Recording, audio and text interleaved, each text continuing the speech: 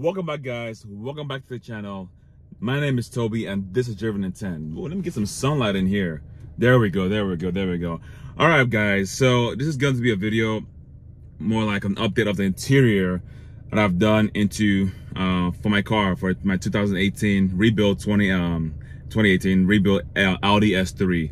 So in my last video I talked about the updates I did for the maintenance, oil change, the leaking I had, new wheels and tires. It wasn't a lot of stuff. So now I'm gonna break it down step by step. So I figured I'm gonna start with the interior and then work my way outside in probably a couple of separate videos. And if you stay to the end of that video, there's a little new thing I'm doing involving in this channel. And if you know what I'm talking about, comment down below in the section. So without further ado, I'm gonna flip the camera around and show you guys what I've done into the interior. If you can see something different right in this shot, let me know in the comment section below. It's to my left on your screen. All right. Hope it's not windy. Can you guys see that? All right. This right here is wrapped in vinyl. I'm gonna link the website or the address of where I got it from. But I went to my local vinyl shop and then I'm trying to figure out which would work for my interior. And this is the best fabric that's not too thick, but also is gonna stick to the car. And the adhesive that I use, it's Wellwood contact adhesive. It's permanent. It's one of the best one. It's the best ones they use in the upholstery shop, and that's what everyone recommends. So I wrapped this part right here, and also the B pillar. If I get the camera to tilt, I wrapped the B pillar over there, and also on the other side, the I don't know what you call this part. I also wrapped that part as well in the car. And then in the other video, I told you guys I took out this to have my airbag light reset, or the module. It was a pain in the ass to get in there. So I took out the whole center console, took out that module, sent it to my airbags to reset it, and the airbag light was still on. But I will tell you later on how I fixed that. I think I did it in a different video. But anyways, I wrapped it. It wasn't a perfect job I did. I think I could do better, but it was my first time, but I'm happy with it. And from a distance, it looks really good. I also took out the pins in here. So all this stuff comes out when you take out the center console. It's really easy. There's a couple of videos on there, but be careful. Pro tip, when you take out the center console, for whatever reason, you start here and you have to pry like a little plastic pry tool from Volkswagen, or any pry tool from AutoZone rather. Just put one here and put one there and it comes up. And when you take all these screws out, in between right here, it is the little sensor. It is a Bluetooth sensor for your MMI. So that thing it's a rectangular, I'll put a picture right now on the screen. It's a rectangular shaped thing, and it's kind of hard, it's easy to miss. So luckily I double checked my work, because if you miss that, you're gonna pull that, yank that, you're gonna break that, and you don't have any Bluetooth. It's gonna be a pain in the ass to try to rewire that connector to have Bluetooth, because I like having Bluetooth in my car. So now moving on, ignore the miscellaneous stuff I have up here, mints, you know, and chapsticks and OBD11, of course. Anyways, I took all this part out, disassembled it, and then wrapped it's not perfect, you know, it's my first time doing it. It was really hard, but I think I did a pretty good job just wrapping this section right here. So when you just close it, it looks OEM plus. And going to the back, let's get this out of the way. Can you guys see that? So I'm thinking of wrapping this as well in blue vinyl. What are your thoughts? Let me know down below in the comment section.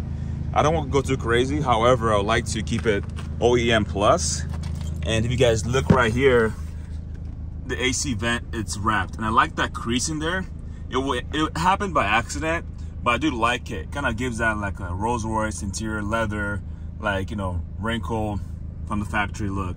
And it is flawless. I don't know what you guys think about that, but I love it. And there's the other side on the passenger side. I'm gonna go over there and show you guys, but this right here is my pride and joy. Everything came out. The AC vents, I made sure I wrapped it properly, and it sits tight. I think just getting into the car, I've gotten compliments like, yo, is this factory or stock? Oh, is this factory aftermarket? I said it's factory, but no, I did this myself. Your boy's already sweating. It's in Texas. It's 100 degrees out here. Making a video for you guys. Hold on a second. The gimbal doesn't want to steady up. There we go. Some people were driving, but moving along. Oh, some shade. All right, I love that. All right, now, so same thing over here. I'm thinking about taking this part out so I can wrap it in the vinyl to match. And I think that would be badass if I get this part blue and everywhere else is like charcoal gray and blue combination, looking all sexy. This part right here is my best part that I did. Took me 2 tries and it held on pretty good.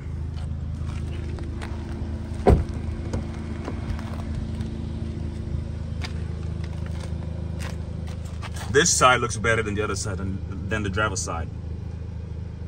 Goes all the way. So just looking at it, stepping into the car, if you're not in the Audi, if you don't know what you're looking at, you would think that's factory. But if you're an enthusiast, you would know that this is not stock. So I've seen a lot of YouTube channel do this, where they do the carbon fiber Alcantara combination. I'm going to do carbon fiber with this insert, with the inlay Atlas inlay carbon fiber, because my 2018 didn't come with that. The 2020s did, unfortunately. But I'll buy some of eBay, and I want to get this in carbon fiber. So I think all together, that's gonna look fire. With that being said, I talked about the trim that I wrapped in with vinyl. I want to do my best to either leave a screen picture or links to where I got those materials from. If you want to do something yourself on your 8V, it takes a lot of time, but I did it because I had to get the airbag light module reset. So now back to that. So in my other video, I explained how the airbag light came on and it wouldn't go off. If you guys are new to this platform, Volkswagen Audi MQB 8V platform, there's a recall going on for the passenger occupancy detection system, PODS for short. So basically, if someone is sitting in the driver's side, passenger side, there's a light right here. I'm just flipping my phone over. It says passenger airbag on, off. If someone sits here, like I had my mom earlier here today, she sat in the car, it will say on. So that's good. But what that recall did, the issue was it will keep going on and off and intermittently. And it's kind of annoying where I'll be driving and then it will say I don't have presense. What presense is, it's a system that Audi designs as, you guys would know it as automatic emergency braking. Audi calls it presense because it's Audi. So what that does is if there's a car in front of you and the driver's not paying attention, there's a camera up here and the presense, they talk to each other, they collaborate, and they apply the brake force for you necessary to come to a complete stop. I believe that presense is effective under 60 miles an hour or 60 miles an hour and below. That's when the presense will kick in and help you brake and avoid an accident. So before the recall, a lot of people in the forums were having issues with the presense going off, and you have Audi presense and the pods, airbag, it was very annoying. So Audi finally did a recall. I did mine with Audi Dallas. I got a loaner, great experience there with the service department. So that was done. And then months later, I kept seeing the airbag light going off again. I'm like, So I got my OBD11, plug it into the dongle, and I scan, and it says seatbelt igniter tension, seatbelt igniter tension, pretensioner resistance to high. So I knew what it was because after I rebuilt this car, it's called a salvage car. After I rebuilt this car, I set all my airbags to all my seatbelts to my airbags to be rebuilt, and I couldn't remember if I sent the driver's side because I bought a new driver side seatbelt from Audi itself. Anyways, so I knew that might be the problem. I took a calculated guess, and I ordered a new part from Audi, a local Audi dealership, and the light, plugged it in and the light went away. So I have never had that issues again. So that's one of the finicky things that Audi needs to fix, well, going forward. It's just that there's so many sensors within the seat can trigger the airbag light, and then you have presense, and then you have traction control, all the kind of stuff. But that's how Audi is, you know. As an enthusiast, you just get to learn how to adapt and enjoy the car when you can, how you can, and do the best you can. And so far it's been great. So that's the update for my car that I wanted to do for the interior. So I'm going to get a new steering wheel sometime in the future, carbon fiber, and I'm gonna put the carbon fiber inlays, and as well as one in the center console, so I can bring the overall interior to just where I want it. OEM plus, that's the overall goal. In my next video, I'm going to show you guys the exterior in detail, my wheels and tires, exactly what I'm running for wheel and tires. I just did a tire rotation, and my wheels is staggered right now because I have some spacers from ECS Tuning. They've been great. So I'll give some more details on how I rotate those tires, because it's slightly staggered, but I want to keep it that way when rotation. So I do left to right as opposed to crisscross for all-wheel drive. What else? So that's the update for now, and the next video will be the exterior of the car, the wheels, the paint correction that I did a while back, a week ago. I did like two stages paint correction. I couldn't film, it was so hot, it was in the garage. I just want to get it over with, you know. And the car looks pristine right now, and there's still more work to be done to make it look perfect, 99.9% that I want it to look.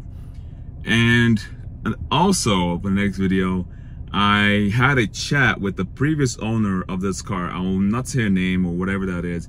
What I'm gonna say is it was an interesting chat of how when this car got into an accident, I think it's a cool experience to just get their perspective of the ownership of the car. And the previous owner, when we spoke for a little bit, you know, she was nice, respectful, it was great. And then like she said something along the lines of she after this car she got an RS3. I was like, hold up. You're not a regular customer, regular person just buying Audis because you like luxury cars. The fact that she got an RS3 after the S3 that she wrecked, okay, now you're an enthusiast in my book. Anyway, if you're watching this video, I really appreciate the conversation, and I think it was a great full circle to, you know, own this car, and I'm thankful for how, you know, however that happened. Well, I'm glad you were safe, but I'm thankful that I own this car now. And it's been great experience, user experience, so to speak. All right, guys, so that is it for today's video of my interior of my 2018 rebuilt Audi S3. Let me know what other interior updates you want to see or mod you want me to include. I will consider that and see if it's within budget. I know I've done cosmetic stuff and interior and exterior. I haven't done anything power wise. That's because I'm at 84,000 miles in this car.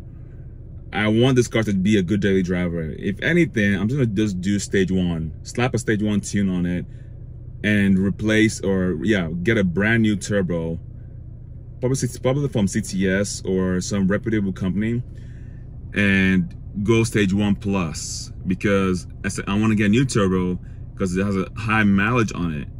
Yes, I beat it here and there, but I'd rather be on the safer side and get a new turbo and get stage 1 plus.